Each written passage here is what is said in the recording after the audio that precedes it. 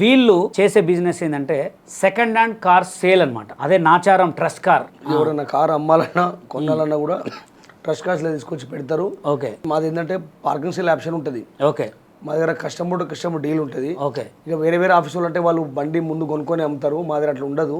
మా దగ్గర ఏముంటుంది అంటే పార్కింగ్ సేల్ ఆప్షన్లో కార్ తీసుకొచ్చి పెడితే మేము అమ్ముతూనే వాళ్ళ ఆఫీస్ చార్జ్ ఇస్తారు, లేకుంటే లేదు వాళ్ళ బండి వాళ్ళు తీసుకెళ్తారు. అదొకటి ఉంది. ఇంకోటి ఏముందంటే మా దగ్గర ఫ్లడ్ వెహికల్ ఉండదు, యాక్సిడెంట్ వెహికల్ ఉండదు, మీట్ అండ్ ట్యాంపరింగ్ వెహికల్ ఉండదు. ఇప్పుడు వేరే వేరే దగ్గర ఎట్లుంటుంది అంటే వాళ్ళు బండి అంతా ఫినిషింగ్ చేయించి పాలిషింగ్ చేసి ఏదో డాక్టర్ స్టిక్కర్ అతకబెట్టి డాక్టర్ కార్ అది, లాయర్ కార్ అది, ఆర్మీ ఆఫీసర్ కార్ అది, డిఫెన్స్ కార్ అని చెప్పి అట్లా స్టిక్కర్లు అతకబెట్టి అమ్ముతారు. అంటే పేరు వాడి కార్ని తొందరగా సేల్ చేయొచ్చు, తొందరగా అట్లా సేల్ చేస్తారు. ఇక మేమేంటంటే అట్లా ఏం చేయము. కస్టమర్ ఏ విధంగా అయితే తీసుకొచ్చి పెట్టిండో మేము అదే విధంగా పెట్టి కారు అమ్మితే ఆఫీస్ చార్జ్ తీసుకుంటాం, లేకుంటే వాళ్ళ కారాలు తీసుకెళ్తారు. కస్టమర్ కూడా కొనే ముందు మేము ఏం చెప్తాం, మీరు మెకానిక్ తీసుకొని చూపెట్టుకోవచ్చు, షోరూమ్ తీసుకొని చూపెట్టుకొని బండి తీసుకోవచ్చు. అదొకటి ఉంది. ఇంకోటి ఏంటంటే ఎవడైనా టోకెన్ అడ్వాన్స్ ఇచ్చినాక ఒకవేళ వాళ్ళకి లోన్ కాలేదనుకో మళ్ళీ అలా అడ్వాన్స్ వాళ్ళకి రిటర్న్ ఇవ్వడం జరుగుతుంది.